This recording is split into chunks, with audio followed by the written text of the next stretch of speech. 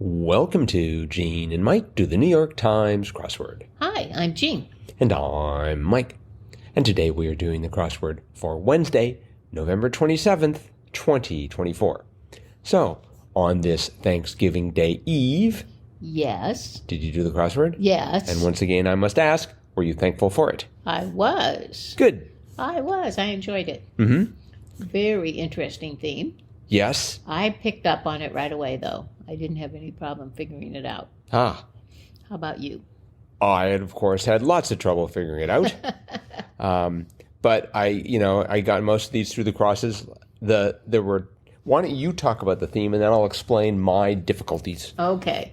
Well, the theme revolved around a clue that was found right in the middle of the puzzle, 39 across, that went the length of the puzzle. And the clue was corn, beans, and squash in Mesoamerican tradition, or a hint to 6 answers in this puzzle. And the answer to that was the 3 sisters.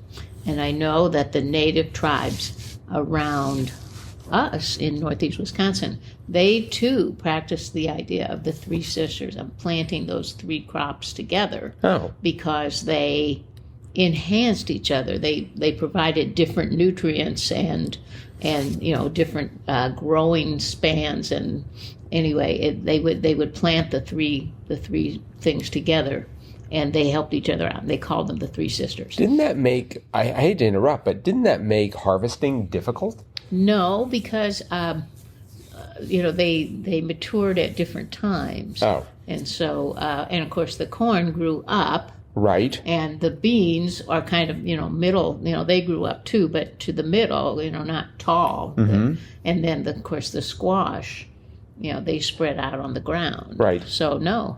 And thank you for providing that exposition, because the gestures that you are making are not going to transcribe well to this podcast. No, but you'll just have to imagine them. Okay. Anyway, so the 3 sisters. And we had 2 sets of 3 sisters in this puzzle. First, we had 5 across, 17 across, and 18 across. And the clue for each one of those was member of an 1800s literary family. And, of course, the only literary family I could think of from the 1800s were the Bronte sisters. So 5 across was Anne, 17 across was Charlotte, and 18 across was Emily. And have you ever read any of the Bronte sisters' novels? I don't think so. Okay, so, but I believe it was Emily that wrote Wuthering Heights. Charlotte wrote a novel that I read that was so sad at the end. I vowed I would never read anything by Charlotte Bronte again, because it was, it was like heading toward this happy ending, and then the hero dies, and it's just like, Oh, don't spoil it. I didn't say the name of the novel. That's true. Anyway. Was it Charlotte's Web by any chance? No. Okay. Just checking. And I think wasn't it Emily that wrote Jane Eyre? Jane Eyre and Wuthering Heights, I believe she wrote both of those. But don't quote me on that. Okay. All right. But then, and they were in the top half of the puzzle. But then in the bottom half of the puzzle, we had 45, 50, and 61 across. And they all had the same clue as well. And that was member of a 2000s showbiz family. And of course, that was the Kardashian sisters. So 45 across was Courtney, 50 across was Kim, and 61 across was Chloe. The K, they all begin with a K. Mm-hmm. So we had the Bronte sisters, we had the Kardashian sisters, and we had the clue, the 3 sisters that tied them together. I think that was a fairly audacious theme, to bring together these literary giants with these celebs. These reality stars. I want to know what books they've written. They probably have written things that have been read a lot more times than anything that the Bronte sisters have written. I don't know that they are big writers. They're on television. So. Right. And none of the Bronte sisters got on television. No. I think that was a mistake. No, but Someone's part. some of their literary works probably have been on television, because many of them have been made into movies, like Jane Eyre, Wuthering Heights.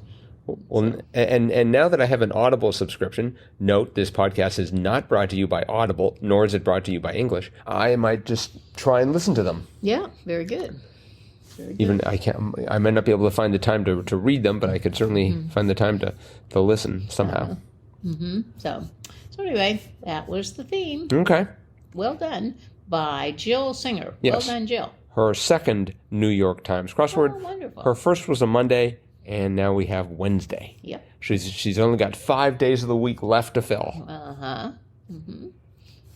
There were some good clues in here. Yes. Some mysterious clues for me. Let's see. 3 down, Crying in Blank, best-selling memoir of 2021, H Mart. Yeah, I've never heard of that. It's right next to Kmart, I guess. Or Walmart. Or Walmart. We had something that I should have grasped immediately.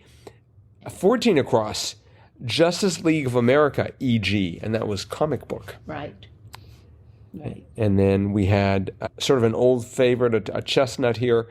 Gaelic Homeland, 4 down was Eire, E-I-R-E. That's right.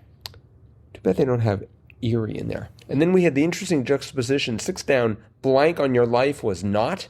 And then right next to it, 7 down, Pay Attention to, Note. Right. So we had Not and we had Note. Yes. Too bad they couldn't have worked like Notelet into the next. It's interesting. We had 3 clues that had double letters that lined up right on top of each other. Anne Right. had the 2 N's, comic book had the 2 O's, and Charlotte had the 2 T's. Yes. So, That's how you get the Not and the Note. Yep. Very clever. I guess they couldn't come up with a third one because they probably couldn't come up with a word that had 3 N's in it. No, I don't think I so. suppose they could have come up with a phrase of some sort. Perhaps But yes. in any event, we had, let's see, 10 down. 10 down was Things Found by Reading Chairs. I assumed it was going to be books, Oh, but it was lamps. yes. So I still think you might have books there too. But and then I don't know, for some reason this word never resonates with me. 30 down, Fake was ersatz. I guess yeah. I know the word, I know what it means, but I never have an opportunity to use it in conversation. Me either. It's too bad because it's a great word for fake. Yes, it is. Let's see. We had 37 across, Symbols of Longevity in Chinese Iconography. So I had an R and a T in there, and I went for birthdays. Oh. But that didn't get me very far. It turned out it was tortoises. Tortoises. Wasn't even that close. Makes sense. Symbols of longevity. Well, if you have lots of birthdays, that's... Yeah, but tortoises, they live hundreds of years. Right. Some of them. So I like the clue for 31 across. Hospital department that sounds like a sentence. I see you. Yes, that was funny. And then we had 31 down, Understood, I see. Right. So we had I see and I see you. That's right. We also had that you gave us 33 down, Home to Leningrad for short, USSR. That's right. They don't even call it that anymore. Nope, they call it St. Petersburg. St. Petersburg. Well, and I mean, that's what they called it originally, but then when Right. Lenin came in, they changed it to Leningrad. Yep. I'm waiting for them to call it Putingrad. Well, you might have to wait too long. Perhaps not. I had a lot of trouble in the middle of the grid. For one thing, with 42 across, Home to Horned Vipers and Deathstalker Scorpions. Not a place I want to visit. No. But I had a lot of letters, and I thought it was going to be the Sierra, as in the Sierra Madre Mountains or something. I just wrote the Sierra. Oh, no, it was the Sahara. Yes, I eventually figured that out. But that first A of Sahara ran into 40 down. Maori ceremonial dance was the Haka. That's right. At first I was going for Hora. I thought perhaps the Maori and the Jews shared that dance. No, but I don't think so. Apparently not. Nope. And then the clue next to it, river that provides the largest inflow into the Mediterranean was the Rhone. That's right. That took me a bit. So I just sort of had some trouble there. Ball pythons at times, 28 down, also didn't help me in that area. The answer was pets. Yes. Yes. That was an interesting clue. Mm. Have you heard of 29 Down, the Pulitzer-winning novelist Anthony DOERR, D-O-E-R-R? I have not. I do not know what he has written. He wrote one book called All the Light We Cannot See, and apparently it's a Netflix series now. Oh. And it's like a lot of these things that the New York Times mentions in the crossword. They've been around for 50 years. They're the most popular thing anywhere, and I've never heard of them. Yeah. And that was an example, but right. One word I never heard of was 66 across. Clever person. Is that BELESPRIT? BELESPRIT. BELESPRIT? I mean, I'm guessing that's how it's pronounced. Yes, that's exceptional. I'd never, ever heard that word. I guess you have to be a real BELESPRIT to know the word BELESPRIT. Apparently, I'm not too BELESPRIT. Nope. So, I don't think that's going to... I don't even know how you would... I mean, it says clever person. Do you say, oh, you are such a BELESPRIT? Would that cause people to want to hit you? Or Maybe you could use it the same way that sometimes people call other smart people Einstein. Hey, Einstein. Hey, BELESPRIT. They won't know, unless they're a really BELESPRIT, if they've been insulted or not. We don't even know if we're saying it right. Oh, I bet we aren't. Might be time for another episode of Oh, That's How You Pronounce It. That's right, yes. But it looks like French. Well, and it looks like, belle is beautiful, right? And then belle had two L's in it. Well, it's actually B-E-L-L-E. You have beau and belle, but this is just B-E-L. So, and esprit, of course, means spirit, I guess. Okay, so good, like beautiful spirit, or it could mean sprit. Yeah. Beautiful sprit. I'm not sure. We may need to research this a little bit. This could be a Fun Fact Friday opportunity with BELESPRIT. I'm going to try it out when I go back to work. I'm going to call someone a BELESPRIT and see what they say. I think you should first of all call them a BELESPRIT, because I think calling them a BELESPRIT sounds like they're having some sort of The Midwestern version is BELESPRIT. They're expectorating. Quit expectorating. And that's a word I haven't had to use for a while. Let's see. What else did we have here that was interesting? We had 59 across, the singer known as the Queen of Tiano music. Right. Selena. Yeah. Gee, I was just complimenting myself to myself mentally for getting Tiano properly pronounced. Selena. But I sort of clinched at the end there. Selena. Okay. Right. 60 down was, let's see here, effortless stride was a lope. Right. And we just had lope a few days ago, I think. We did? I do not remember that. Yeah, we had. It was like about 2 weeks ago. Let's see. This was with Rajeshwari Rajamani's crossword, and it was clued as leisurely run. Oh, okay. And I've done some research. That's to say, I went to xwordinfo.com, highly recommended. And it first appeared, the answer lope first appeared in 1945, clued as easy gait. And then in 1946, it was easy gait.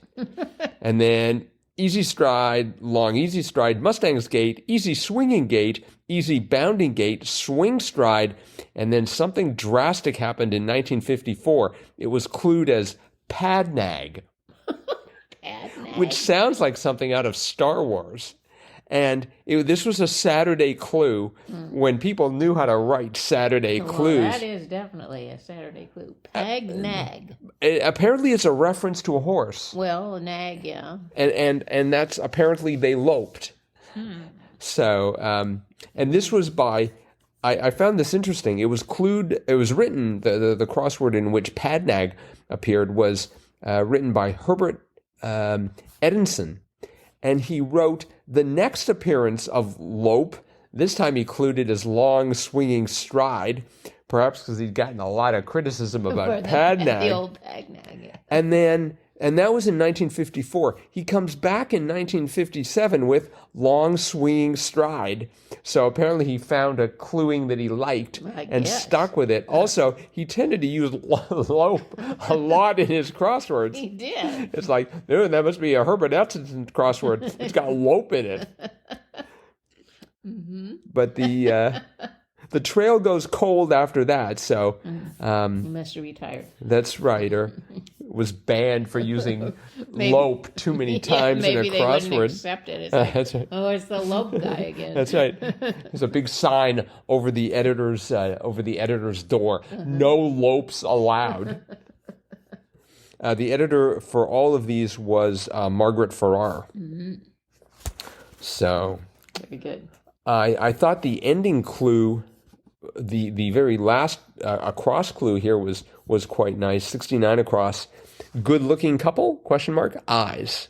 Yes. Yeah, that was a great clue too. And they tied it to 57 down. 69 across poetically was orbs. That's right. Yeah. So a lot to like in this crossword. Yep. And, Nicely done. And it was by, again, Jill Singer. So well done, Jill. Very good. All right. Well, that is it for today.